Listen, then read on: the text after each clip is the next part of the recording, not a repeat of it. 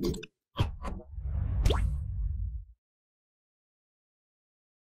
everyone, myself Kundan Misra welcomes you all at Wise IAS, India's most affordable platform for the preparation of various civil services examinations conducted across the country. Today we are going to start the second lecture of ecology and environment. In the last lecture we discussed about the introduction about the subject, what all are the aspects, what to study, how to study, what are the sources, how the environmental educations evolved over the time. All the things हमने discuss किया था एक introduction part में कि कैसे subject का evolution हुआ, कौन कौन से फेजेस थे, क्यों ये इंपॉर्टेंट है यूपीएससी के लिए और खासकर इंडिया में इन्वायरमेंटल एजुकेशन को इतना ज्यादा तवज्जो क्यों दी जाती है। तो ये सारी चीजें डिस्कशन हमने एज एन इंट्रोडक्शन किया था। आज हम फर्स्ट चैप्टर स्टार्ट करने जा रहे हैं इकोलॉजी एंड इन्वायरमेंट में। कल हमने आपको बताया था कि 3 पार्ट में इकोलॉजी एंड इन्वायरमेंट को हम स्टडी करते हैं।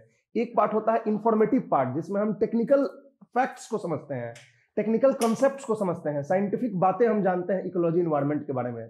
दूसरी बातें हमने डिस्कस की थी, वो कौन सा था? इंस्टीट्यूशनल पार्ट, मतलब कि हम क्या कर रहे हैं कंजर्व करने के लिए इन्वायरमेंट को, इकोलॉजी को। इंटरनेशनल लेवल पे हम कौन से नियम कानून बना रहे हैं, conventions, protocols, acts and legislations at the domestic and national level. ये सारी बातें हमने सेकंड पार्ट को बताई थी। और तीसरा पार्ट हमने बताया था करंट इश्यूज, जो अक्सर न्यूज में आपको मिलते हैं, इन्वायरमेंट से रिलेटेड मैगजीन्स में आपको मिलेंगे। तो आज हम फर्स्ट पार्ट को स्टार्ट करने जा रहे हैं, इंफॉर्मेटिव पार्ट को। तो कल हमने लास्ट में एक आपको टॉपिक डिस्कस किया था, लेवल्स ऑफ ऑर्गेनाइजेशन, कि कौन कौन से लेवल्स ऑफ ऑर्गेनाइजेशन होते हैं। बायोलॉजिकल ऑर्गेनाइजेशन, जीन से स्टार्ट किया था, जीन्स किया था, सेल्स किया था, टिश्यूज किया था, ऑर्गन्स किया था। और हमने बताया था कि ऑर्गन्स तक हम स्टडी कोर बायोलॉजी में करते हैं। ऑर्गन्स के आगे इंडिविजुअल ऑर्गेनिजम्स, उनका पॉपुलेशन, उनका बायोलॉजिकल कम्युनिटी, ये सब हम इकोलॉजी एंड एनवायरनमेंट में पढ़ते हैं।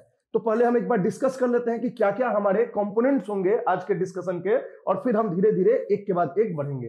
तो सबसे पहले हम लेवल्स ऑफ ऑर्गेनाइजेशन को एक बार फिर से थोड़ा सा समझने की कोशिश करेंगे। फिर हम देखेंगे कि कॉन्सेप्ट ऑफ हैबिटेट एंड निश, ये हैबिटेट और निश क्या होता है, हैबिटेट और निश में फर्क क्या होता है, ये निश का मतलब क्या होता है। इकोलॉजिकल निश एक टर्म होता है, इसके ऊपर क्वेश्चंस भी 2013 में यूपीएससी ने पूछ चुका है। तो इसलिए ये बहुत ही इंपॉर्टेंट कॉन्सेप्ट होता है इकोलॉजी में। तो इसको हम डिस्कस करेंगे। एक बार हम लेवल्स ऑफ ऑर्गेनाइजेशन को 1 बाय 1 सबको डिस्कस करने के बाद आपको हैबिटेट एंड निश के बारे में बताएंगे। फिर हम बात करेंगे environmental factors affecting the organisms, किसी एक पर्टिकुलर ऑर्गेनिजम्स के आसपास जो इन्वायरमेंटल फैक्टर्स हैं, जैसे सनलाइट हो गया, टेम्परेचर हो गया, वाटर हो गया, वो कैसे उसके लिए सिग्निफिकेंट है और किस तरह से उस पर्टिकुलर ऑर्गेनिज्म को प्रभावित करता है, ये हम इन्वायरमेंटल फैक्टर्स में देखेंगे। फिर 1 बाय 1 सारे फैक्टर्स को देखेंगे। सनलाइट का क्या रोल होता है एक ऑर्गेनिजम्स के इवोल्यूशन में, उसके डेवलपमेंट में, उसके सर्वाइवल में। टेम्परेचर का क्या रोल होता है, कैसे रिएक्ट करता है कोई भी ऑर्गेनिज्म टेम्परेचर के बढ़ने घटने की वजह से। फिर हम रोल ऑफ वाटर देखेंगे, पानी का क्या यूटिलिटी है, कहां पे पानी ज्यादा पाया जाता है, कम पाया जाता है, किस सेक्टर में ज्यादा पानी का यूटिलाइज होता है, ये सारी चीजें। और रोल ऑफ सॉइल, ये सारी बातें हम जो है मेनली आज इन्वायरमेंटल फैक्टर के अंदर ये 4 फैक्टर्स को डिस्कस करेंगे। और अगर टाइम बचा तो थोड़ा सा हम लोग रेंज ऑफ टॉलरेंस और एक्लिमेटाइजेशन और एडेप्टेशन का भी कॉन्सेप्ट को देखेंगे। तो 1 बाय 1 हम इन सबको डिस्कस करेंगे। तो चलिए हम स्टार्ट करते हैं पहले लेवल्स ऑफ ऑर्गेनाइजेशन से, कि बायोलॉजिकल ऑर्गेनाइजेशन हमने अपने स्टडी के लिए, हमने इकोलॉजी इन्वायरमेंट के स्टडी के लिए हमने बांट रखा है कि डिफरेंट स्तर पे हम स्टडी करेंगे। पहले एक इंडिविजुअल ऑर्गेनिजम्स के बारे में देखेंगे कि एक इंडिविजुअल ऑर्गेनिजम्स जो है वो कैसे सर्वाइव करता है, कैसे वो फिजिकल फैक्टर से प्रभावित होता है।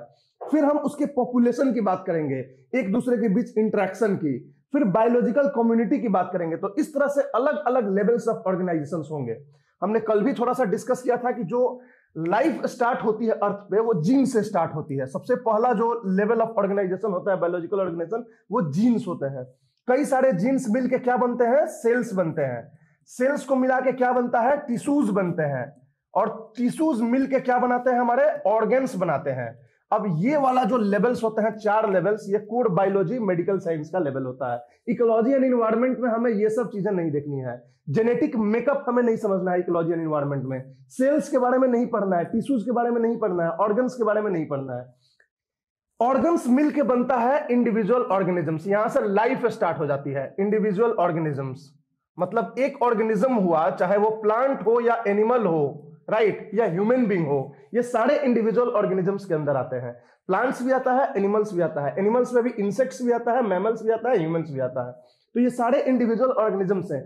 यहां से हमारा इकोलॉजी एंड एनवायरनमेंट स्टार्ट हो जाता है, यहां से हम इकोलॉजी एंड एनवायरनमेंट के बारे में पढ़ते हैं।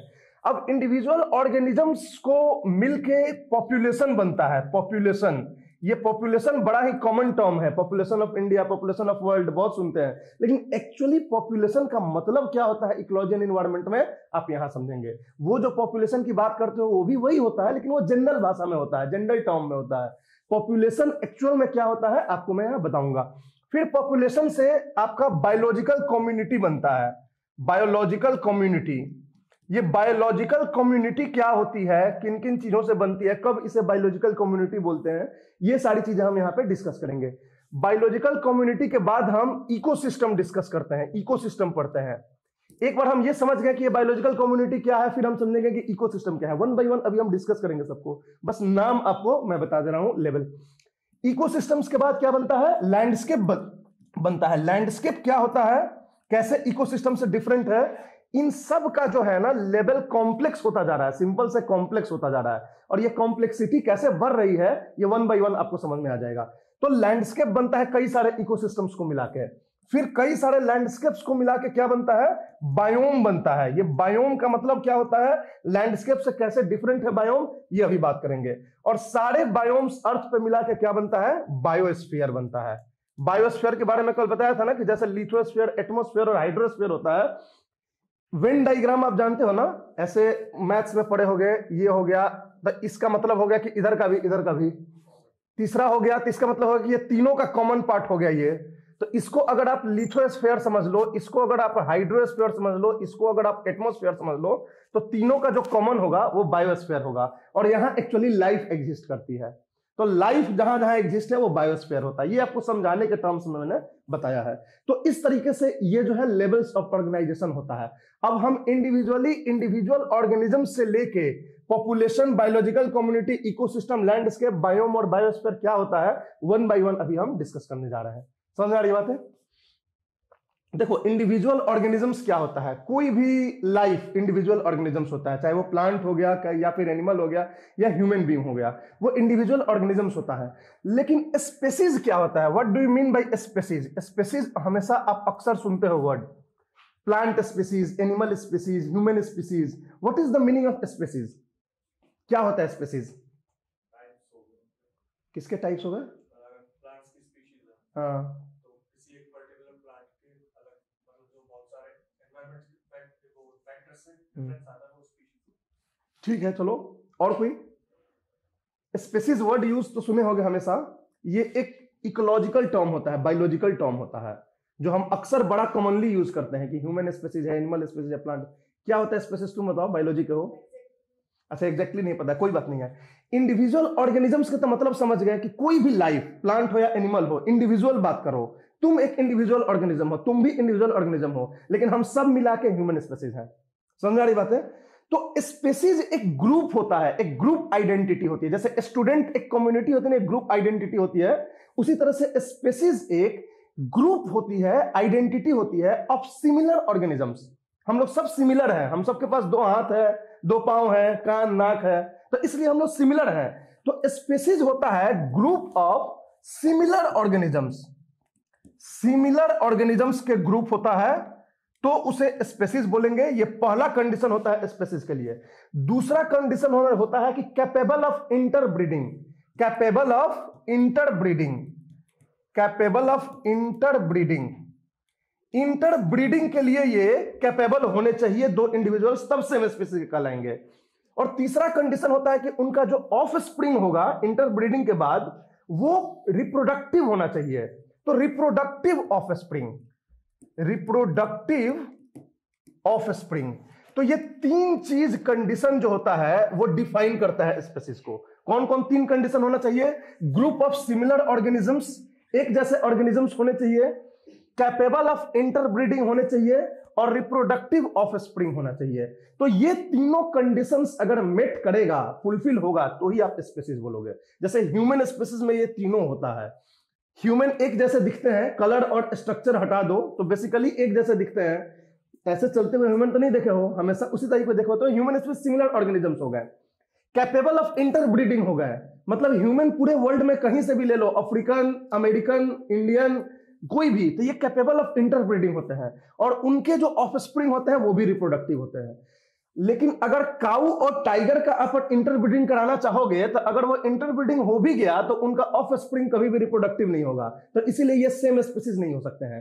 तो एनिमल में भी कई सारे स्पीसीज होते हैं, cow is a species, right, tiger is another species, lion is another species.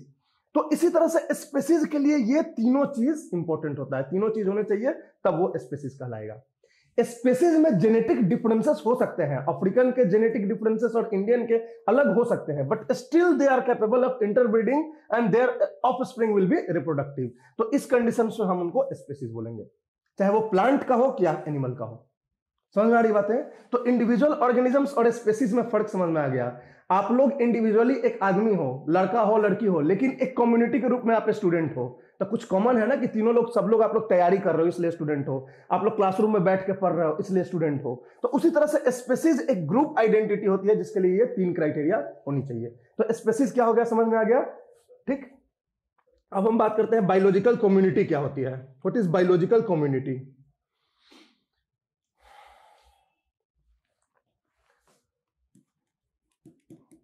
Biological, sorry पहले पॉपुलेशन देख लो, स्पीसीज इंडिविजुअल ऑर्गेनिज्म के बाद पॉपुलेशन आता है, फिर बायोलॉजिकल कम्युनिटी आती है।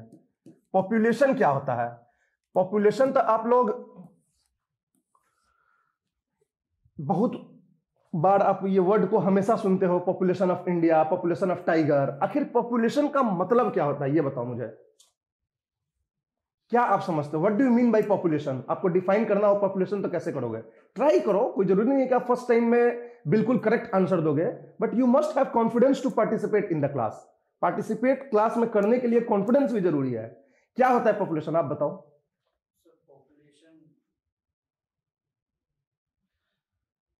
पॉपुलेशन ही है सर अपने इंडिया में। चलो एक नहीं, अच्छा गुड, अपने एरिया में एक वर्ड तुमने सही बोला, ठीक है। अपने एरिया में का मतलब क्या होता है मैं बताऊंगा अभी, और बताओ। पता सबको होती है, बस उसको निकालो। अपने एरिया में जैसे बोल दिए तो एरिया एक यहाँ वर्ड आ गया, आगे बोलो।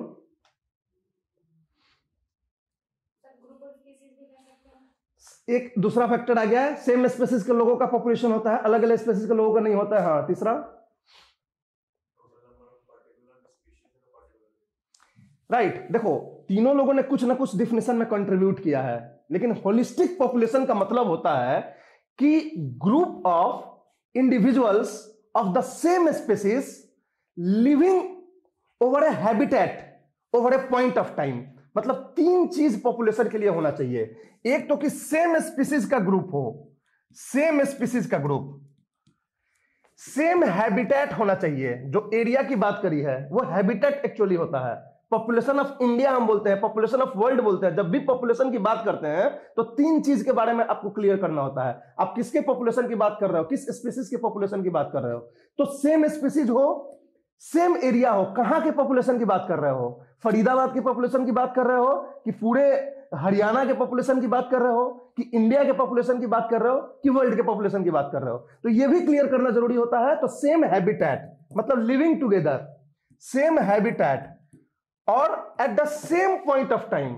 सेम पॉइंट ऑफ टाइम मतलब अगर फरीदाबाद का पॉपुलेशन आपसे पूछा जाए तो आप ऐसा नहीं है कि 1901 से लेके और 2021 तक जितने लोग आज तक जन्म लिए सबका पॉपुलेशन तुम बताओगे, अभी का पॉपुलेशन बताओगे।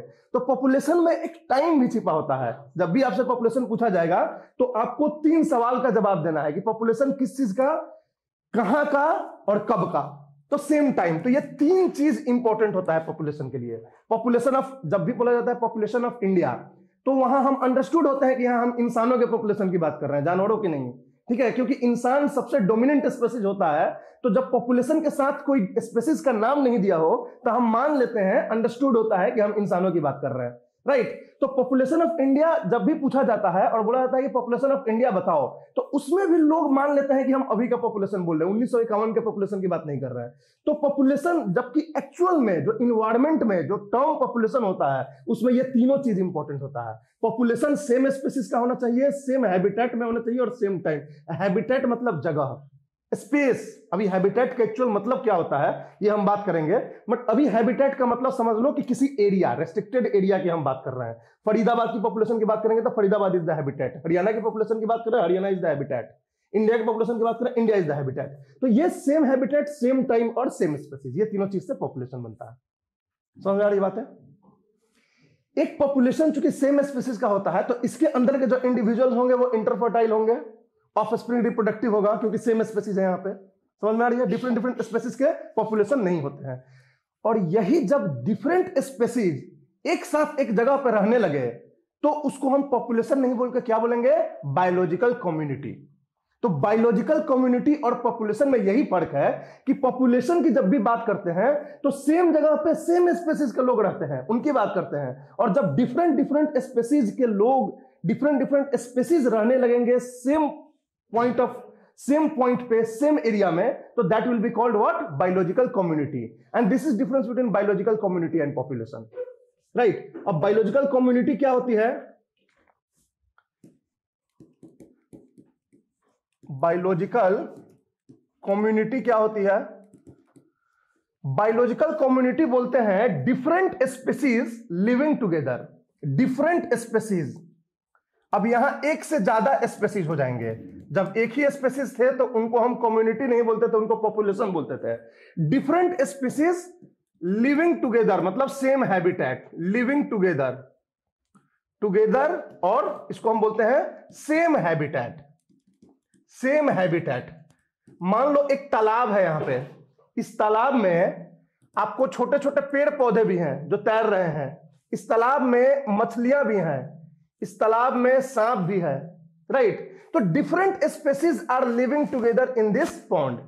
This pond is representing a biological community. ये पॉन्ड जो है एक बायोलॉजिकल कम्युनिटी हो गई। डिफरेंट स्पीसीज साथ में रह के एक दूसरे से इंटरेक्ट कर रहे हैं। कोई किसी का भोजन बन गया है तो ये इंटरेक्शन हो गया एक तरह का। कोई किसी को मार के खा जा रहा है, कोई किसी को फायदा पहुंचा रहा है। तो कई तरह के इंटरेक्शंस होते हैं दो इंडिविजुअल स्पीसीज के बीच में। तो वो इंटरेक्शन जो है हम बायोलॉजिकल कम्युनिटी के अंदर में पढ़ते हैं। तो बायोलॉजिकल कम्युनिटी क्या होती है? सेम हैबिटेट होना चाहिए, डिफरेंट स्पीसीज होना चाहिए और इन दोनों के बीच में इंटरेक्शन होना चाहिए। तो यहां इंटरेक्शन दो स्पीसीज के बीच में हो रहा है, मतलब कि दो लिविंग के बीच में यहां इंटरेक्शन हो रहा है। और जब हम दो लिविंग बींग्स के बीच के इंटरेक्शन को स्टडी करते हैं, उनके इन्वायरमेंट की बात नहीं करते हैं, अभी बाकी चीजों से, नॉन लिविंग फैक्टर से वो कैसे प्रभावित हो रहे हैं वो बात नहीं कर रहे हैं, केवल लिविंग के बीच में क्या रिलेशन है उसकी बात करें तो ये बायोलॉजिकल कम्युनिटी पढ़ते हैं।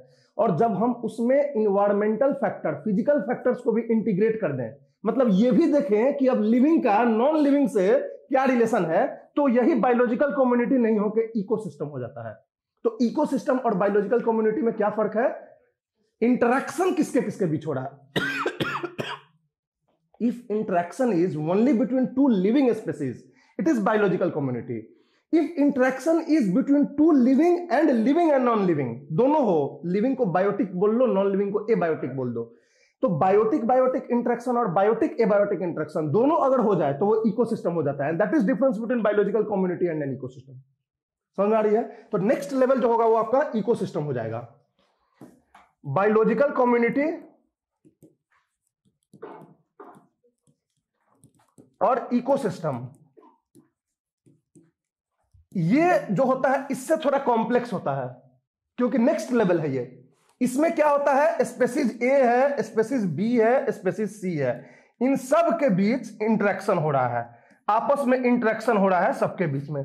तो ये जो इंटरेक्शन तीनों बायोटिक स्पीसीज है तो ये बायोलॉजिकल कम्युनिटी हो गया। और इकोसिस्टम में क्या होगा? ए बी सी तो है ही, इनके बीच तो इंटरेक्शन हो ही रहा है, लेकिन साथ में साथ इन्वायरमेंट से भी इंटरेक्शन हो रहा है। इनका जो आपस के बीच का इन्वायरमेंट है इससे भी इंटरेक्शन को हम स्टडी कर रहे हैं, तो हम बोल रहे हैं कि हम इकोसिस्टम को स्टडी कर रहे हैं। और केवल इनके बीच के स्टडी कर रहे हैं तो हम बोल रहे हैं कि बायोलॉजिकल कम्युनिटी को स्टडी कर रहे हैं। समझ में आ रही बात है? तो नेक्स्ट लेवल ऑफ स्टडी हो जाएगा इकोसिस्टम आपका। तो what is difference between biological community and ecosystem, आप समझ गए? कोई दिक्कत? पक्का है?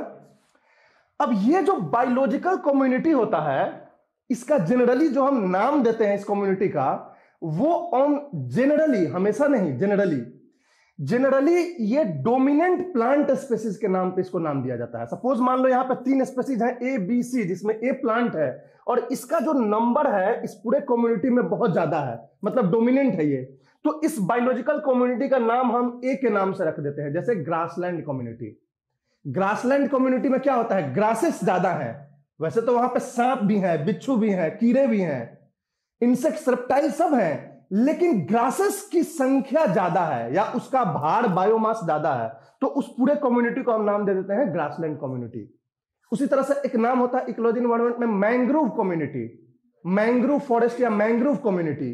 वो क्यों नाम देते हैं, क्योंकि मैंग्रोव स्पेसीज वहां ज्यादा है।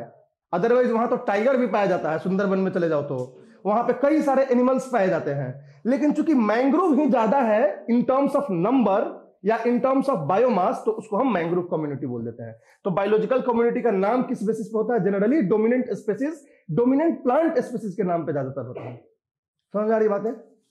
और ये हो गया इकोसिस्टम। जब हम उसके अब देखो ये जो है बायोलॉजिकल कम्युनिटी इकोसिस्टम, हम इसको डिटेल में पढ़ेंगे कि एक चैप्टर है ये सब, कि इसमें कौन किस तरह का इंटरेक्शन होता है। जैसे इसके बीच का इंटरेक्शन हम पढ़ेंगे तो उसमें पढ़ेंगे कि इनके बीच म्यूचुअलिज्म का इंटरेक्शन होता है, कमेंसलिज्म का होता है, प्रीडेशन का होता है, उसके बाद कंपटीशन होता है। ये सब बहुत नाम है इनके बीच के इंटरेक्शन का। एक में कुछ किसी को फायदा होता है, दूसरे को घाटा होता है, एक में दोनों को फायदा होता है। तो इस तरह का डिफरेंट डिफरेंट इंटरेक्शंस के नेम है जो हम डिटेल में बात करेंगे। फिलहाल अभी एज एन इंट्रोडक्शन हम सारे लेवल्स को आपको बता रहे हैं। तो इकोसिस्टम समझ गए, बायोलॉजिकल कम्युनिटी समझ गए, दोनों के बीच डिफरेंस क्या है। अब एक टर्म होता है इकोटोन करके। चलो इकोटोन को हम थोड़ी देर बाद देख लेंगे, पहले हम इसको डिस्कस कर दे रहे लाइन बाय लाइन। अब लैंडस्केप क्या होता है, व्हाट इज लैंडस्केप। इकोसिस्टम तो आप समझ गए, अब लैंडस्केप का मतलब क्या होता है। देखो लैंडस्केप एक पूरे एरिया को बोलते हैं जो होमोजेनस इन फिजियोग्राफी है। होमोजेनस इन फिजियोग्राफी मतलब कि उसका जो स्ट्रक्चर है वो बिल्कुल सेम है, या तो माउंटेन है, या तो प्लेट्यू है, या तो प्लेन है, या तो पूरा एरिया जो है पहाड़ी एरिया है, या तो पठारी है, या तो मैदानी भाग है। और इस पूरे एरिया का एक नेचुरल बाउंड्री है, मतलब कि इस बाउंड्री के बाहर आप जाओगे तो आप पहाड़ नहीं रह के मैदानी भाग आ जाए, इसके बाहर चले जाओ तो पठार आ जाए। तो एक नेचुरल बाउंड्री होना चाहिए, होमोजेनस फिजियोग्राफी होना चाहिए, और इसके अंदर कई सारे अलग अलग इकोसिस्टम्स होने चाहिए, पैचेज ऑफ इकोसिस्टम्स। तब ये एरिया को हम क्या बोलेंगे, लैंडस्केप बोलेंगे।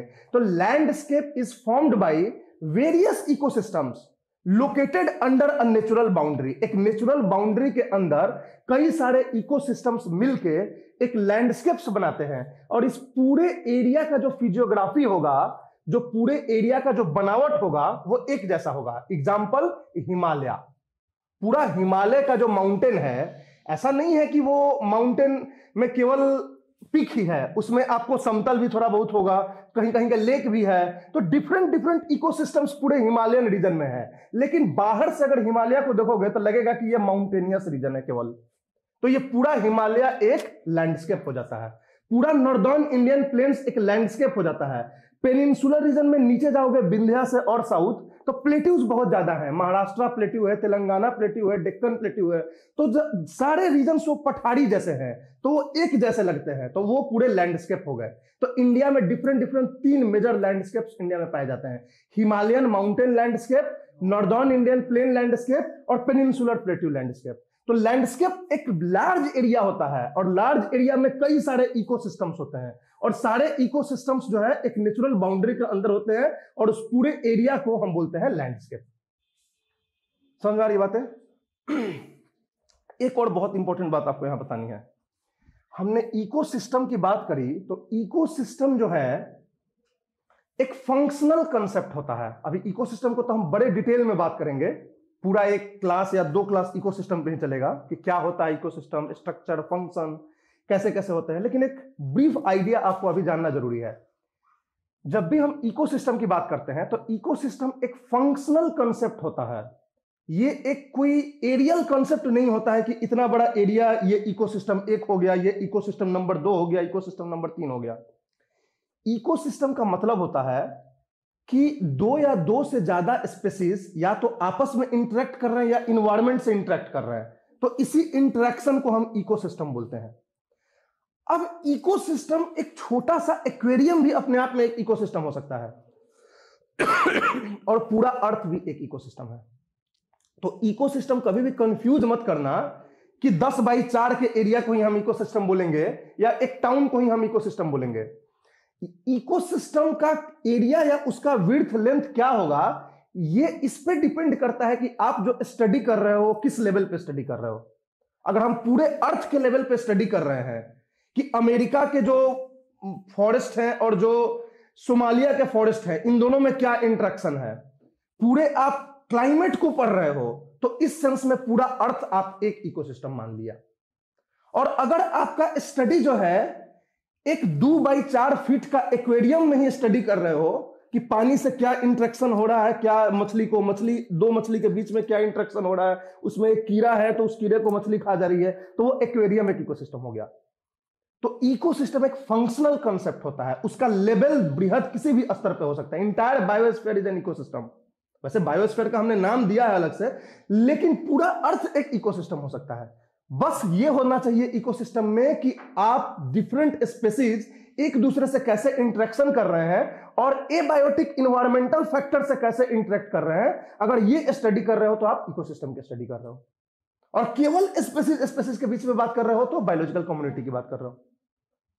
अभी आगे इकोसिस्टम को हम बृहद स्तर पर सब डिस्कस करेंगे तो और समझ में आए, मतलब ये इकोसिस्टम का मतलब समझ लो। अब यहां हमने अलग अलग इकोसिस्टम बोल दिया क्योंकि हम छोटे छोटे लेवल पे यहां पे डिस्कस कर रहे हैं। यहां पे एक तालाब है तो उस तालाब में हम बात कर रहे हैं तो इस पूरे तालाब को एक इकोसिस्टम मान लिया। यहां पे एक मैदानी भाग है, इस मैदानी भाग की बात कर रहे हैं कि वहां पे कौन कौन से जीव पाए जाते हैं, इन सारे जीवों के बीच में कौन सा इंटरेक्शन होता है, तो ये एक अलग इकोसिस्टम हो गया, ये एक अलग इकोसिस्टम हो गया, ये एक अलग इकोसिस्टम हुआ, क्योंकि छोटे छोटे एरिया पे ही हम स्टडी कर रहे हैं। पूरे लैंडस्केप भी अपने आप में एक इकोसिस्टम हो सकता है। तो इकोसिस्टम को हमेशा एरिया से मत मापना कि इकोसिस्टम से बड़ा होता है बायोस्फीयर या लैंडस्केप। इकोसिस्टम आप किस लेवल पे स्टडी कर रहे हो इस पे डिपेंड करता है कि वो इकोसिस्टम कितना बड़ा होगा। तो ये हो गया लैंडस्केप, समझ में आ रही बात है। अब लैंडस्केप जो होता है वो जनरली हम फिजियोग्राफी की बात करते हैं, मतलब कि उसमें पहाड़ी भाग है कि पठारी भाग है कि मैदानी भाग है। फिजियोग्राफी जो होता है वो लैंड का बनावट कैसा होता है, यही फिजियोग्राफी होता है। मतलब कि अर्थ के ऊपर किसी रीजन्स में माउंटेन उठा हुआ है तो ये माउंटेनियस फिजियोग्राफी कहलाएगा। कहीं पे पठार है, अभी आप लोग ने ज्योग्राफी नहीं पढ़ा है तो इसलिए थोड़ा सा डिटेल में समझाना हो रहा है। बाकी लोग ज्योग्राफी का आपका क्लास होगा तो फिर धीरे धीरे ये फिजियोग्राफी क्या होता है, लैंडफॉर्म क्या होता है समझ जाओगे। पठारी भाग है, मैदानी भाग है, तो ये अलग अलग फिजियोग्राफी हो गए। अब क्या होता है कि ये लैंडस्केप जो होता है इसमें आप बात कर रहे हो कि कैसा बनावट है अर्थ का।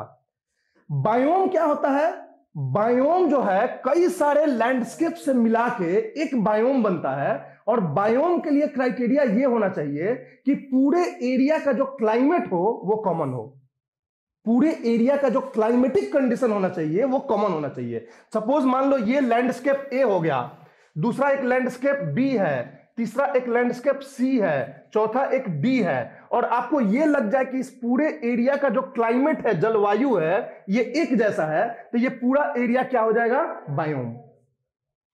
तो बायोम में क्लाइमेट इंटीग्रेट कर देते हैं हम। जैसे पूरा इंडिया एक बायोम है, मॉनसून बायोम, क्योंकि मॉनसून एक क्लाइमेट का नाम होता है जो पूरे इंडिया में प्रिवेलिंग है। तो entire country is one biome, monsoon biome. तो बायोम्स के बारे में वन बाय वन हम डिस्कस करेंगे कि रेन फॉरेस्ट बायोम होता है जिसको इक्वेटोरियल रेन फॉरेस्ट बायोम बोलते हैं, मॉनसून बायोम होता है, सवाना बायोम होता है, हॉट डेजर्ट बायोम होता है, क्योंकि ये सब किसका नाम है, क्लाइमेट का नाम है, ग्लोबल क्लाइमेट्स का नाम है। तो different different landscape under one climatic regime is called biome. समझ में आ रही है। और सारे बायोम्स पे, अर्थ के सारे बायोम्स को मिला दोगे तो क्या बनेगा, बायोस्फीयर। बायोस्फीयर मतलब हम पूरे प्लेनेटरी लेवल पे बात कर रहे हैं, ग्लोबल लेवल पे बात कर रहे हैं। सारे बायोस्फीयर जहां जहां लाइफ है सबको आप एक मान लो तो वो हो जाएगा बायोस्फीयर। समझ में आ रही है बातें। तो ये लेवल्स ऑफ ऑर्गेनाइजेशन हुआ, इसी लेवल में हमें स्टडी करनी है इकोलॉजी एंड एनवायरनमेंट को। अभी हम इंडिविजुअल ऑर्गेनिजम्स के लेवल पे बात करेंगे, नेक्स्ट क्लास में हम कम्युनिटी लेवल पे बात करेंगे, पॉपुलेशन और कम्युनिटी लेवल पे। उसके नेक्स्ट क्लास में हम इकोसिस्टम लेवल पे बात करेंगे। आगे चल के लास्ट क्लास में हम बायोम्स को भी डिस्कस करेंगे वन बाय वन। आपका जो क्लाइमेट वाला पार्ट जो ज्योग्राफी में पढ़े थे उसको एक बार और रिवीजन हो जाएगा जब हम बायोम पढ़ेंगे, क्योंकि जब हम बायोम पढ़ते हैं तो थोड़ा ज्यादा डिटेल में पढ़ते हैं। हम एक बायोम में देखते हैं क्लाइमेट कैसा है, सॉइल कैसा है, वहां के लोग कैसे हैं, लोग का इकोनॉमिक एक्टिविटी कैसा है, हर चीज हम पढ़ते हैं उसके अंदर। समझ में आ रही बात है? ठीक, कोई दिक्कत हो तो बताओ। अब नेक्स्ट हम बात कर रहे हैं कॉन्सेप्ट ऑफ इकोटोन। इकोटोन क्या होता है? ये अभी यूपीएससी में नियर फ्यूचर में नहीं पूछा है, नियर पास्ट में नहीं पूछा है, तो कभी भी पूछ सकता है इकोटोन का कंसेप्ट, क्योंकि इकोलॉजिकल निश का कंसेप्ट पूछ चुका है, बहुत सारे कंसेप्ट से पूछ चुके हैं। तो कंसेप्ट ऑफ इकोटोन क्या होता है? किसी दो बायोलॉजिकल कम्युनिटी या दो इकोसिस्टम के ट्रांजिशनल जोन को हम बोलते हैं इकोटोन। तो ecotone is a transitional zone between two biological community और टू इकोसिस्टम। बायोलॉजिकल कम्युनिटी और इकोसिस्टम में कोई बड़ा छोटा नहीं होता है। जब दो स्पेसीज या तीन स्पेसीज के बीच में इंटरेक्शन की बात करते हो तो बायोलॉजिकल कम्युनिटी हो जाती है। जब इन्वायरमेंट से भी उसका क्या प्रभाव हो रहा है ये भी पढ़ने लगते हो तो इकोसिस्टम हो जाती है। तो कभी भी दो इकोसिस्टम या दो बायोलॉजिकल कम्युनिटी ऐसे शार्प लाइन डिवाइडेड नहीं होती है। माने ऐसा नहीं होता है कि ये इकोसिस्टम ए हो गया, ये इकोसिस्टम बी हो गया, ये इकोसिस्टम सी हो गया, या biological community A B C हो गया, ऐसा कभी नहीं होता है। नेचर ने ऐसा नहीं किया है। सपोज मान लो फॉरेस्ट है, फॉरेस्ट अपने आप में एक इकोसिस्टम होता है, डेजर्ट अपने आप में एक इकोसिस्टम होता है, लेकिन ऐसा नहीं होता है कि एक ऐसा लाइन आएगा जहां प्लांट्स सारे ट्रीज खत्म हो जाएंगे फॉरेस्ट और यहां से डेजर्ट शुरू हो जाएगा, ऐसा तो कभी नहीं होता है। हमेशा दो इकोसिस्टम के बीच में एक ट्रांजिशनल जोन होता है और उस ट्रांजिशनल जोन को हम इकोटोन बोलते हैं। तो ecotone is a transitional zone between two ecosystems और टू बायोलॉजिकल कम्युनिटी, दोनों ही बात बोल सकते हो आप। अब जैसे इकोसिस्टम दो तरह का होता है, एक होता है टेरेस्ट्रियल इकोसिस्टम, दूसरा होता है एक्वेटिक इकोसिस्टम। टेरेस्ट्रियल इकोसिस्टम मतलब लैंड, एक्वेटिक इकोसिस्टम मतलब वाटर। ये पानी अपने आप में एक अलग इकोसिस्टम हो जाता है और ये जो लैंड जहां पे कि पेड़ पौधे हैं, इंसान है, घर है, ये अलग इकोसिस्टम हो जाता है। लेकिन इन दोनों के बीच में एक नैरो एरिया होता है जो मार्सी लैंड्स जिसको बोलते हैं, मार्सी लैंड्स, जो पूरा डीप वाटर भी नहीं होगा और बिल्कुल सूखा जमीन भी नहीं होगा। ये एक दलदल का एरिया बीच में होता है। तो इस दलदल वाले मार्सी लैंड को हम क्या बोलते हैं कि ये जो है एक ट्रांजिशनल जोन है टेरेस्ट्रियल और एक्वेटिक इकोसिस्टम के बीच में। समझ आ रही बात है? तो इस ट्रांजिशनल जोन को हम इकोटोन बोलते हैं। तो ecotone is a transitional zone. अब देखो फॉरेस्ट होता है तो कहीं पे भी फॉरेस्ट जो जंगल होता है जहां बड़े बड़े पेड़ है, वो क्यों होता है जंगल? ऐसा बड़े बड़े पेड़ क्यों होते हैं? और क्यों डेजर्ट जो होता है वहां पे कोई पेड़ नहीं होता है, बिल्कुल वीरान सा होता है? क्लाइमेट की वजह से, रेनफॉल की वजह से। यहां हेवी रेनफॉल होता है, बहुत ज्यादा बारिश होती है। तो बारिश होती है तो यहां की मिट्टी प्रमोट करती है बड़े बड़े प्लांट्स को, ट्रीज को। यहां बिल्कुल बारिश नहीं होती है, तो बिल्कुल बारिश नहीं होगी तो यहां जो है कोई पेड़ नहीं मिलेगा, बहुत छोटे छोटे छोटे छोटे श्रब्स काइंड ऑफ मिल जाएंगे, क्योंकि यहां बारिश जो है 25 सेंटीमीटर की बारिश होती है पूरे साल में, यहां जो है 200 सेंटीमीटर की बारिश होती है पूरे साल में। लेकिन कभी भी ऐसा तो नहीं होगा ना कि इस लाइन तक आते आते 200 सेंटीमीटर का रेनफॉल से अचानक से 25 सेंटीमीटर हो जाएगा। बीच में एक एरिया होगा जो घटते घटते जाएगा 150 सेंटीमीटर, 100 सेंटीमीटर, 80 सेंटीमीटर, 70 सेंटीमीटर, और तब जाके आगे 25 सेंटीमीटर हो जाएगा। तो ये जो बीच का ट्रांजिशनल कंडीशन होता है, इस ट्रांजिशनल कंडीशन की वजह से एक ट्रांजिशनल बायोलॉजिकल कम्युनिटी डेवलप हो जाती है और वो डेजर्ट और फॉरेस्ट के बीच में उस कंडीशन को हम क्या बोलते हैं? ग्रासलैंड। तो ग्रासलैंड जो होता है एक्चुअली फॉरेस्ट और डेजर्ट के बीच का एक ट्रांजिशनल जोन होता है, जहां की पेड़ भी मिल जाते हैं और ग्रासेस भी मिल जाते हैं, पूरी तरह से वीरान भी नहीं होता है और फॉरेस्ट की तरह घना भी नहीं होता है। तो grassland is a transitional zone between forest ecosystem and desert ecosystem. तो ग्रासलैंड इज व्हाट? इकोटोन। तो ग्रासलैंड अपने आप में जो होता है वो एक इकोटोन होता है। Between whom? Between forest and desert. Marshy land जो होता है एक इकोसिस्टम होता है, between what? Between the terrestrial land ecosystem and water ecosystem के बीच का होता है। समझ आ रही बात है? तो ये जो है इकोटोन का कंसेप्ट होता है। कोई दिक्कत? अब इकोटोन के फीचर्स भी होते।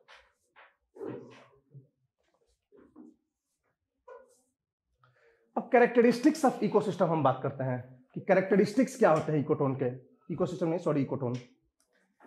पहला जो कैरेक्टरिस्टिक्स होता है कि वो नैरो भी हो सकता है और बहुत ज्यादा ब्रॉड भी हो सकता है। जो इकोटोन होता है वो वेरी नैरो, बहुत ज्यादा नैरो भी हो सकता है और कभी कभी वो बहुत ज्यादा ब्रॉड भी होता है। अब एग्जाम्पल देख लो तो जो मार्सी लैंड होता है, दलदल भूमि जो होती है, वो जो होता है बहुत नैरो होता है। लैंड खत्म होता है, 3-4 मीटर आगे तक दलदल वाला जमीन होता है, उसके बाद पानी डीप वाटर स्टार्ट हो जाता है। तो this is narrow ecotone. Broad ecotone देखोगे तो सैकड़ों किलोमीटर का ग्रासलैंड होता है फॉरेस्ट और डेजर्ट के बीच में, हजारों किलोमीटर का ग्रासलैंड होता है जहां पे फॉरेस्ट खत्म होता है और धीरे धीरे से घास वाला मैदान शुरू होता है, जहां पे कि स्कैटर्ड थोड़े बहुत प्लांट्स मिल जाते हैं और वो चलते चलते चलते चलते बहुत दूर तक जाओगे तो फिर डेजर्ट आ जाएगा आपको धीरे धीरे। तो वो ब्रॉड हो गया आपका इकोटोन। तो ecotone can be very narrow, ecotone can be very broad. ये डिपेंड करता है कि इकोसिस्टम कौन कौन से हैं जिसके बीच में वो इकोटोन है। समझ में आ रही बात है? दूसरा कैरेक्टरिस्टिक्स क्या होता है कि इकोटोन में ट्रांजिशनल इन्वायरमेंट होता है, ट्रांजिशनल फिजिकल कंडीशन होता है।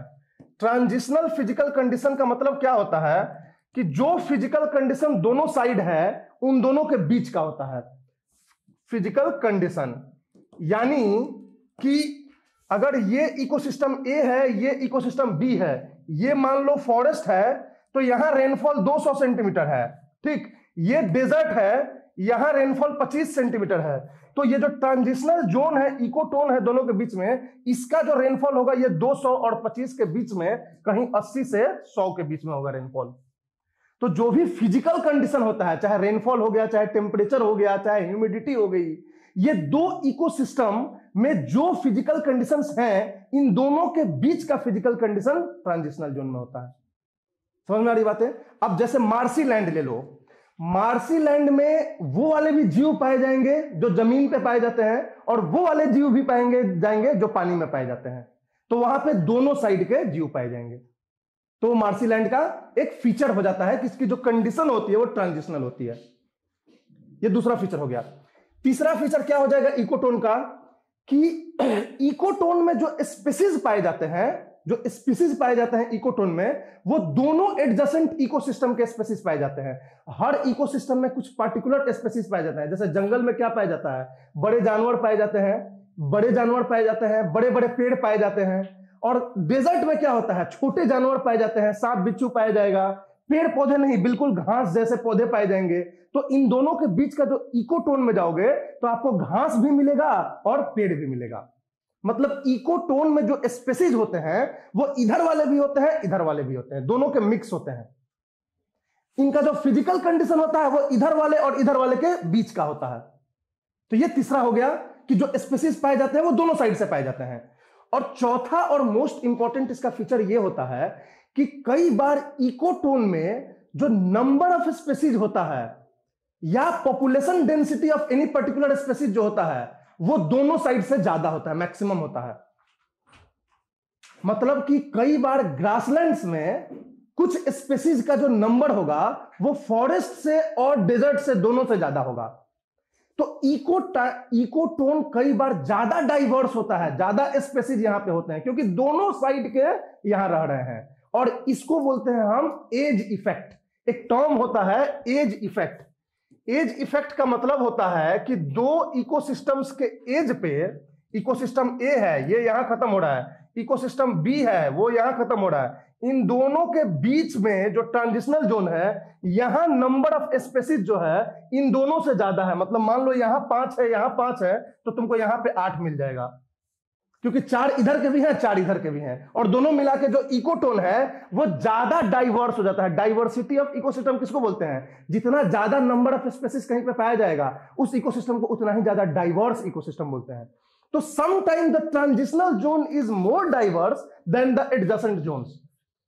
और इस फिनोमेना को हम बोलते हैं एज इफेक्ट। इसको हम एज इफेक्ट बोलते हैं। समझ आ रही बात है? और कई बार क्या होता है कि कोई एक ऐसा स्पीसीज होता है जो इसी जोन में ज्यादा पाया जाता है, इसमें भी वो पाया जाता है लेकिन उसकी संख्या यहां पे कम होती है, यहां भी कम होती है, सबसे ज्यादा संख्या यहीं पे पाई जाती है। तो ऐसे स्पेसीज को हम बोलते हैं एज स्पेसीज। तो edge effect and edge species, जैसे कि बर्ड्स जो होती हैं वो सबसे ज्यादा ग्रासलैंड्स में पाई जाती हैं। बर्ड्स जो है, चिड़िया जो है, फॉरेस्ट में भी पाया जाता है, डेजर्ट में भी पाया जाता है, लेकिन उनका अगर नंबर आप कंपेयर करोगे तो ग्रासलैंड्स में ज्यादा पाया जाएगा और फॉरेस्ट और डेजर्ट में कम पाया जाएगा। तो bird is a what an edge species. Bird एक एज स्पेसीज होती है। और ये जो फेनोमेना होता है कि यहां पे ज्यादा डाइवर्सिटी हो गई, इसको एज इफेक्ट बोलते हैं। तो इकोटोन क्या होता है, एज इफेक्ट क्या होता है और एज स्पेसीज क्या होता है, ये तीन टर्म याद करना। याद रखना, यूपीएससी में प्रीलिम्स में क्वेश्चन जो पूछे जाते हैं वो इन्वायरमेंट में टर्म से बहुत ज्यादा पूछे जाते हैं। एज इफेक्ट दे देगा कि in ecology and environment edge effect refers to, और 4 स्टेटमेंट दे देगा आपको कि क्या होगा एज इफेक्ट का मतलब। ऐसे हर साल क्वेश्चन पूछे जाते हैं एक टर्म से। जैसे इकोलॉजिकल निस क्या होता है, एक बार पूछ चुका है 2013 में, और उसका 4 टर्म्स दे दिया है नीचे कि क्या होता है इकोलॉजिकल निस, अभी बात करेंगे। इकोटोन क्या होता है ये आपको पता होना चाहिए, एज इफेक्ट क्या होता है ये पता होना चाहिए, और एज स्पीसीज किसे बोलते हैं ये पता होना चाहिए। ये 3 टर्म जो है आप याद रखना। यहां पे समझ में आ रही बात है? क्लियर है? कोई दिक्कत?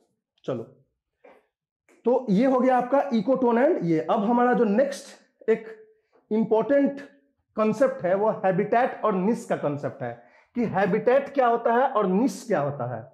आपने नाम सुना है निस का, NICHE निस। बहुत लोग नीचे भी बोलते हैं, नीचे नहीं, इसको निस पढ़ते हैं, ठीक है। NICHE नीचे मत पढ़ना।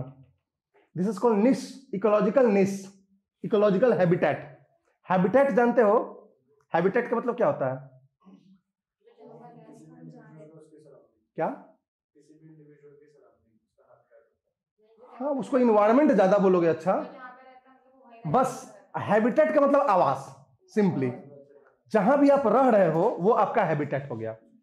रह रहे हो इसका मतलब देखो, इंसान का हैबिटेट का मतलब ये नहीं होता कि ये 4 दीवारी ही आपका हैबिटेट हो गया, वो बड़ा ही जनरल डिफिनेशन हो गया। इकोलॉजी इन्वायरमेंट में हैबिटेट का मतलब होता है कि जिस क्षेत्र में आप सर्वाइव कर सकते हो आपका हैबिटेट हो गया।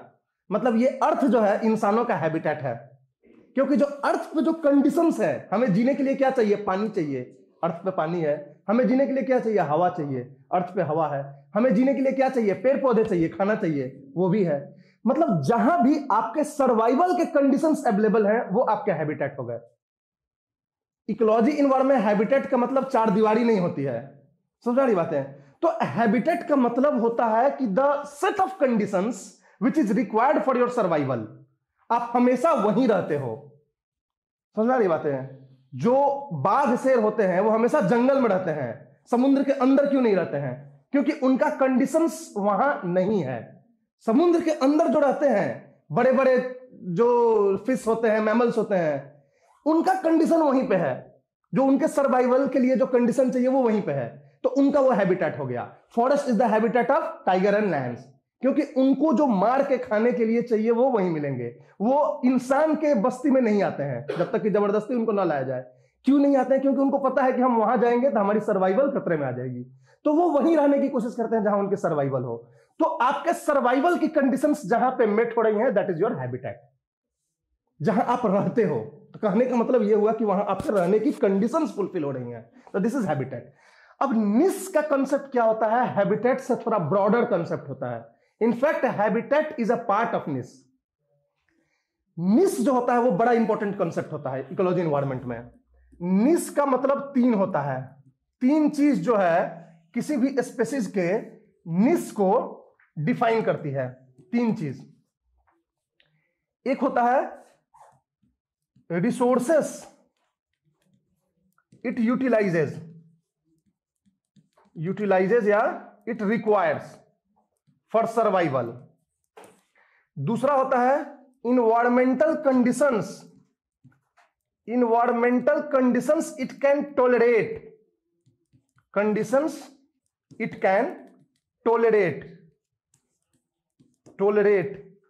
और तीसरा होता है its functional role in the ecosystem.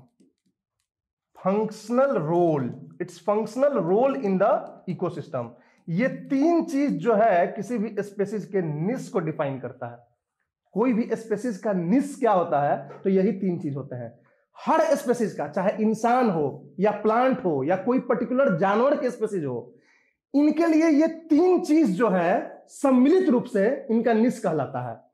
कौन कौन से रिसोर्स है जो उसको जीने के लिए चाहिए, ये हो गया निश। कौन कौन सा इन्वायरमेंटल कंडीशन में वो रह सकता है, ये हुआ निश। और कौन कौन सा फंक्शनल रोल वो प्ले करता है इकोसिस्टम में, उसकी सिग्निफिकेंस क्या है इकोसिस्टम में, ये हो गया उसका निश। ये तीन चीज किसी भी ऑर्गेनिजम्स के निश को डिफाइन करती है। सपोज मान लो कि मछली है, मछली के लिए कंडीशन चाहिए इन्वायरमेंटल कंडीशंस पानी। अब मछली को बाहर लाते हो तो मर जाती है।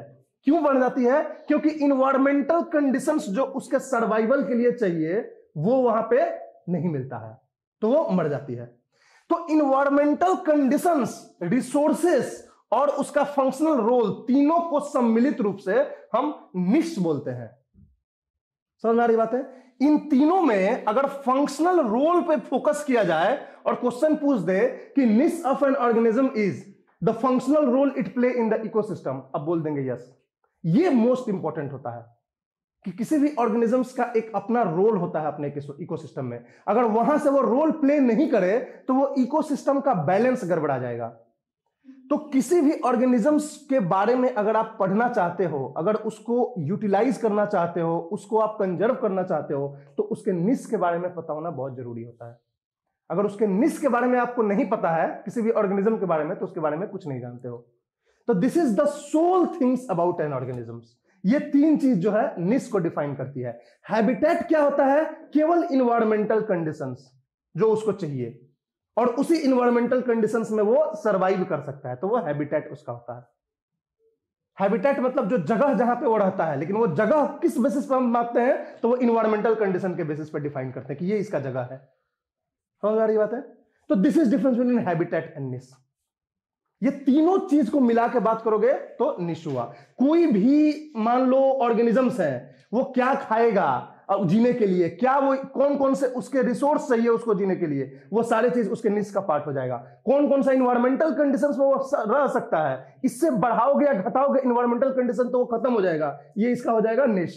कौन सा वो फंक्शनल रोल प्ले करता है, ये हो जाएगा निश। तो ये तीनों चीज मिला के निश होता है। समझ में आ रही बात है? कोई दिक्कत? थोड़ा भी कोई कॉम्प्लिकेशन इसमें लग रहा है तो बताओ। ओके है? पक्का? ठीक है।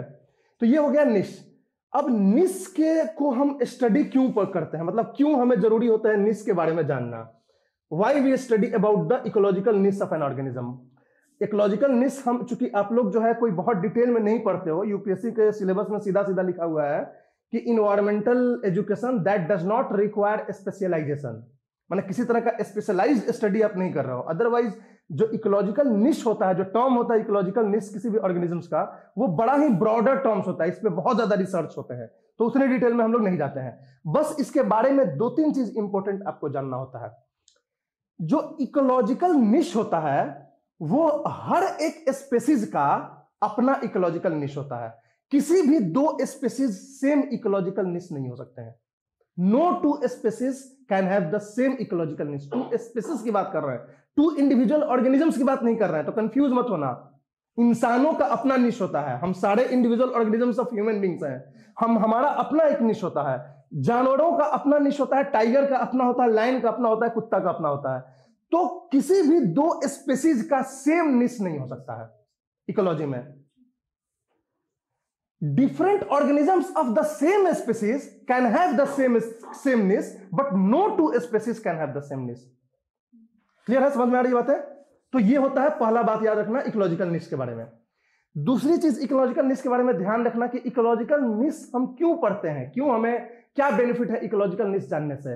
तो दो बेनिफिट है इकोलॉजिकल निश जानने से, दो कारणों से हम इकोलॉजिकल निश को पढ़ते हैं। एक कारण जो होता है वो इकोनॉमिक होता है और एक होता है कंजर्वेशन के लिए, फॉर इकोनॉमिक यूटिलिटी।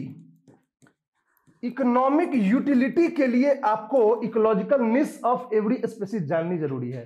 और दूसरा होता है for their conservation, their conservation. अब एग्जांपल देखो इकोनॉमिक यूटिलिटी का क्या मतलब हुआ। व्हीट होता है, राइस होता है, ये सब प्लांट स्पेसीज हैं, हम इसको फसल करके उगाते हैं और उसको खाते हैं या बेच के पैसा कमाते हैं। तो ये इकोनॉमिक यूटिलिटी हो गई इन दोनों की। अगर आपको पता ही ना हो कि व्हीट के ग्रोथ के लिए कौन सा सीजन सही होता है, कितना टेम्परेचर सही है, कितना रेनफॉल सही है, कितना वाटर सही होता है अप्रोप्रिएट, कौन सा फर्टिलाइजर्स देना चाहिए, कब उसकी बुआई होनी चाहिए, कब कटाई होनी चाहिए, अगर ये सारी चीजें आपको नहीं पता है तो आपको बेनिफिट होगा व्हीट से? नहीं होगा। गर्मी के दिन में व्हीट बो देंगे और उसके बाद 2 महीने बाद देखेंगे कि सब जल के खत्म हो गया, तो कोई इकोनॉमिक यूटिलिटी नहीं हुई। तो किसी भी प्लांट या एनिमल स्पीसीज के इकोनॉमिक यूटिलिटी को एक्सट्रैक्ट करने के लिए आपको उसके निश के बारे में जानकारी जरूरी होती है कि कौन सा इन्वायरमेंटल कंडीशंस अप्रोप्रिएट होगा उसके लिए, किस तरह के सॉइल अप्रोप्रिएट होंगे, प्लस कौन सा रिसोर्स वो यूटिलाइज करेगा और वो कौन सा फंक्शनल रोल प्ले करेगा। यानी हम व्हीट के साथ और कौन सा अन्न उपजा सकते हैं, अगर ये हमें मालूम चल जाए कि इन दोनों के बीच में कॉम्बिनेशन अच्छा बैठेगा तो हमारी इकोनॉमिक प्रोडक्टिविटी बढ़ जाएगी। तो जो भी हम इंफॉर्मेशन व्हीट के, राइस के, फ्रूट्स के बारे में जान रहे हैं, एक्चुअल में वो है क्या? इकोलॉजिकल निश। तो इकोलॉजिकल निश इसलिए पढ़ते हैं क्योंकि हमको इकोनॉमिक यूटिलिटी चाहिए सारे स्पेसीज, एनिमल स्पेसीज और प्लांट स्पेसीज से। मछली पालन में भी वही फंडा अपनाते हैं, एक्वाकल्चर में भी वही फंडा अपनाते हैं, जहां भी आप करते हो सब वही फंडा अपनाते हो। ठीक। दूसरा होता है फॉर देयर कंजर्वेशन, उनके कंजर्वेशन के लिए। अब हमें पता है कि टाइगर खतरे पे है, टाइगर धीरे धीरे एक्सटिंक्ट हो जाएगा अगर हम ध्यान नहीं दिए तो। लेकिन टाइगर को कंजर्व हम तब कर पाएंगे जब हमें पता होगा कि टाइगर किस तरह के इन्वायरमेंटल कंडीशन में रह सकता है, किस तरह के सीजन में हम उनका रिप्रोडक्शन कराएंगे, इंटरब्रीडिंग कराएंगे तो उनके बच्चे होंगे और उनका पॉपुलेशन बढ़ेगा। ये सारी इंफॉर्मेशन जब तक हमारे पास नहीं होगी तब तक हम टाइगर को कंजर्व नहीं कर सकते हैं। तो for the conservation of any plant और एनिमल स्पीसीज, उसके कंजर्वेशन के लिए, उसके संरक्षण के लिए यह जरूरी है कि उसके बारे में हर जानकारी हमें होनी चाहिए। समझ आ रही बात है? तो कंजर्वेशन स्ट्रेटजी जब हम बनाते हैं तो हमें इकोलॉजिकल निश की जरूरत होती है। तब हम रिसर्चर्स को बिठाते हैं कि हाँ भाई बताओ, आप लोग इतना डिटेल में पढ़े हो इकोलॉजिकल निश टाइगर के, आप बताओ कि कैसे हम करें कि इंडिया में टाइगर की पॉपुलेशन बढ़े। तो वो लोग अपना आइडियाज देंगे कि हाँ भाई टाइगर को ये चाहिए होता है, ये चाहिए होता है, ये चाहिए होता है, ऐसा इसका रोल होता है, इस जानवर के साथ मत रखो नहीं तो इनके बीच कंफ्लिक्ट हो जाएगा, इस जानवर के साथ रखो जिसकी वजह से इनके बीच में जो है म्यूचुअलिज्म डेवलप होगा। तो ये सारी चीजें स्टडी करने के बाद हम कंजर्वेशन स्ट्रेटजी बनाते हैं। तो देयर वी रिक्वायर निश। तो ये दो इंपॉर्टेंट जो होते हैं वो पर्पस होते हैं इकोलॉजिकल निश को स्टडी करने के। समझ आ रही बात है? इकोलॉजिकल निश क्या होता है, कैसा होता है, ये आपको पता है। तो this was an important concept in ecology and environment, ecological निश। अब इकोलॉजिकल निश के टाइप्स भी होते हैं, उतनी डिटेल में मैं नहीं जाऊंगा, बस मैं आपको बता देता हूं कि क्या क्या टाइप्स होते हैं। जैसे फूड निश होता है। फूड निश मतलब कि कोई भी ऑर्गेनिज्म स्पेसीज का क्या फूड है, वो क्या खा के सर्वाइव करेगा, वो फूड निश हो गया। हैबिटेट निश होता है कि कौन कौन से इन्वायरमेंटल कंडीशंस में वो ग्रो करेगा, थ्राइव करेगा, रिप्रोड्यूस करेगा, सर्वाइव करेगा, वो उसका क्या हो जाएगा, हैबिटेट निश हो जाएगा। रिप्रोडक्टिव निश होता है कि कब और कैसे वो रिप्रोड्यूस करेगा, वो रिप्रोडक्टिव निश हो सकता है। उसके बाद केमिकल निश होता है कि कौन कौन से फिजिकल और केमिकल कंडीशंस उसके लिए फेवरेबल होंगे, कितनी सैलिनिटी में कोई मछली रह सकती है, वाटर के सैलिनिटी में, कितने तरह का उसका एसिडिटी होगा वाटर का तो कोई भी मछली रह सकती है। तो ये सारी चीजें उसका फिजिकल एंड केमिकल निश हो गया। तो इसी तरह से कई तरह के निश के टाइप्स होते हैं। You don't need to go in that much detail, बस मैं आपको एक इंफॉर्मेशन के लिए बता दे रहा हूं कितने सारे टाइप्स होते हैं निश के। तो this was all about the ecological निश। तो हैबिटेट एंड निश हो गया। ठीक। तो हम लोगों ने बेसिक जो होता है इकोलॉजी इन्वायरमेंट में ये सब कर लिया। नेक्स्ट क्लास में हम इन्वायरमेंट के बारे में करेंगे कि इन्वायरमेंट क्या होता है किसी भी इंडिविजुअल ऑर्गेनिज्म का, और क्या इन्फ्लुएंस होता है, रोल क्या होता है इन्वायरमेंट का। जैसे प्लांट और एनिमल स्पीसीज होते हैं, उसके कौन कौन से इन्वायरमेंटल फैक्टर्स हैं जो उनको कंट्रोल करते हैं, उनको इन्फ्लुएंस करते हैं। जैसे कि सनलाइट हो गई, सनलाइट से प्लांट और एनिमल स्पीसीज के बिहेवियर में, उनके फिजियोलॉजी में, उनके रिप्रोडक्शन में कैसे ये हेल्प करता है सनलाइट, और क्या होता है, कैसे किस तरह का रिलेशन होता है सनलाइट से। टेम्परेचर से कैसे ये लोग इन्फ्लुएंस्ड होते हैं, वाटर से कैसे इन्फ्लुएंस्ड होते हैं, सॉइल से क्या इनका रिलेशन है। तो इंडिविजुअल ऑर्गेनिजम्स का क्या रिलेशन होता है अपने इन्वायरमेंट से, ये हम कल करेंगे। कल मतलब नेक्स्ट क्लास में, मे बी कल मैं नहीं रहूंगा तो परसों हम लोग का नेक्स्ट क्लास होगा, कल शायद कोई और क्लास होगी, तो ये हम इसमें डिस्कस करेंगे। उसके बाद हम डिस्कस करेंगे कि इन्वायरमेंटल कंडीशंस अगर ऊपर नीचे हो जाए किसी भी ऑर्गेनिजम्स का, तो ऑर्गेनिजम्स कैसे कॉप अप करता है इसके साथ। सपोज आपको आदत है ठंडी में रहने का, आपको अचानक से गर्मी हो जाए तो आप कैसे कॉप अप करेंगे, या गर्मी में रहने की आदत है, ठंडी हो जाए तो आप क्या करते हैं, ओढ़ लेते हैं, घर में जाके बैठ जाते हैं। तो दैट इज व्हाट, ये बिहेवियरल चेंजेस आपके बिहेवियर में चेंज होती है।